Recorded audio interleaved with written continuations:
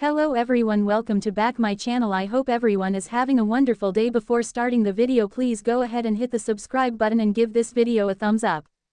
At Crimson Lights, Daniel's hoping Tessa can help him.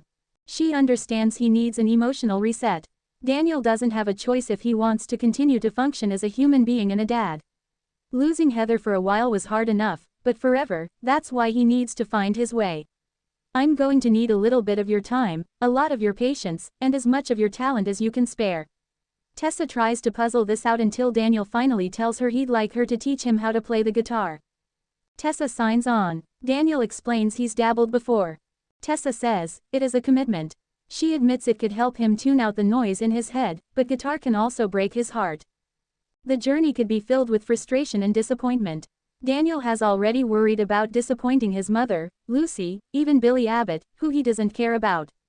He's eager and wants to learn, fail, and get better. It's about moving in a forward direction and maybe learning some new things about himself. This could be the thing to get him unstuck creatively. Tessa smiles, I'm in. Tessa asks why Daniel doesn't do this with his dad. Daniel says it would be too much emotional honesty and probably tears with every chord. Tessa jokingly promises to be cold and distant. He says she's his first choice as a teacher. He has a guitar that he would break out every now and then with Heather. Tessa promises he'll always moving forward and maybe it will unstick him. That's what he needs. After a while, Daniel and Tessa reconvene on the patio with their guitars. She notices that his is expensive. He offers to trade her, but she explains that your guitar is your baby, you can't just swap. Daniel apologizes. He strums his guitar, and it sounds out of tune. Tessa will help. They start going over what strings, frets, and keys. She shows him how to hold his fingers on the strings and he improves. Tessa plays a little as he watches. Big news. Amy and Damien arrive at Nate's place, and she makes her way to the sofa. Nate tells her she's glowing. She explains that Damien drove her around to see the places she used to work and live. Damien teases that she got him lost 3 or 4 times. Amy thanks her son for letting her show him part of her life. Damien says it was a good day. Nate smiles. He's glad they had this time together. He reveals he just got off the phone with Dr. Kelly and has an update on her treatment. Nate asks her some questions about her appetite. Amy says she had enough energy to console a dear friend of hers and to drive around with Damien. Are you going to tell me what the doctor said? Nate nods, yes, ma'am. He says Dr. Kelly has been pleased with the updates she's been giving her. Her reaction so far makes her a perfect candidate for the treatment center in Boston. Damien says that's amazing. Amy gasps, I'm not sure what this means. Nate tells her, it means you have a chance. She cries on Damien's shoulder. Nate warns Amy and Damien not to get ahead of themselves. Amy worries about the cost. Damien will cover it and tells it just to worry about herself. She persists, this is pricey. Damien pleads with her to put that aside. Nate, call her and tell her yes. Amy repeats this. Nate tells her there's a spot open now, but she has to leave for Boston tonight. Amy protests about her time with Damien being cut short. Damien reminds her that if this works out, they'll have a lot more time together. Amy becomes emotional. You want to spend more time with me. Nate says it's her best shot. Amy cries about being away from both of them, and her sweet Audra. Between friends. At the club, Sally tells Audra about Phyllis hammering away at Billy and snarking at her. She complains that Billy's tying himself in knots to excuse her behavior and Phyllis is exploiting his sympathy for her own gain. Audra hears her and is on her side, but she's also wondering what about Phyllis threatens her so much. Sally protests. She's not threatened by Phyllis, just annoyed. Audra points out she's been through some dark stuff lately. Sally knows. She should be at a yoga retreat. Billy thinks Abbott Communications need her, but they don't. He doesn't. She's annoyed and nervous. Audra asks, but not threatened. She suggests Sally might be wondering if Phyllis is looking for more from Billy. Sally says he would never fall for her again. He would know better, wouldn't he? Audra assures Sally that Billy wouldn't fall for Phyllis again, she's too toxic.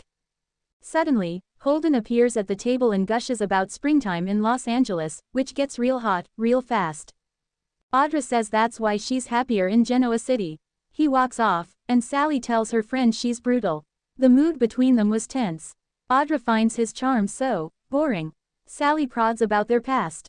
You're holding back. What really happened between you two? Audra denies there's more to the story. It's ancient history, nothing worth discussing. Sally thinks it's obvious that Holden's feelings are very much in the present. Audra accuses Sally of being jealous of Phyllis. Sally accuses her of trying to change the subject. Audra advises her to play dirty and try to make Phyllis look bad. Do what it takes. Sally hedges, maybe. Giving her advice in return, she suggests she keep Nate away from Holden. Audra says Nate knows where she stands. Sally argues that Holden's not about to give up. Audra says that's his problem, not hers. Sally leaves, with Audra telling her to take her advice about Phyllis and make her proud. Holden rushes over to Audra and asks, what happened to us being friends? He wants to buy her a drink. Audra tells Holden he'll have to drink alone. She's swamped with building her own company. He wants to hear about it. She says it's a passion project, fully funded, and close to the heart. Holden is looking for a new opportunity. She asks about his job with Damien. He wants to enjoy what he does and feel there's respect, support and appreciation. This is as good a time as any to explore new opportunities. Plus, you might need someone like me. He would follow the boss anywhere. Audra will keep that in mind. With that, she sashays out. Phyllis arrives at Billy's place and offers to take her brilliant launch ideas elsewhere after he remarks on seeing her again, so soon. They sit, and he admits she made him nervous earlier. She assures him she's all about Abbott Communications. Daniel will too. Billy looks away. Yeah, she tells him not to worry. Billy doesn't have to worry, but he does, and you should too. The bicker about Daniel's trauma. She thinks he's suggesting her son is too traumatized to work. She rants that she's been through a kidnapping and is still coming up with brilliant ideas. Don't say that about my son. My son is human. Billy states that her son does not want to be there right now. He's only doing it because of you. Phyllis tries to deny that Daniel took the job because of her. Billy asks, are you sure about that? Phyllis will be by his side every step of the way. Billy warns her about forcing him to take the job. He doesn't want to be there and needs to figure out his own path. You have to let him go. Phyllis tells Billy that he spiraled the last time his life fell apart. She chokes up, I don't want that to happen again. Billy agrees, but from the very beginning he was reluctant to join the company. It took a lot of convincing to get him to come on board. He's doing it because of you. He's doing it for you, because he loves you. Show him how much you love him. Let him go do this thing. Billy repeats to Phyllis that she needs to let this thing with Daniel go. Phyllis asks, what if I say no? Billy says he'll wish her well.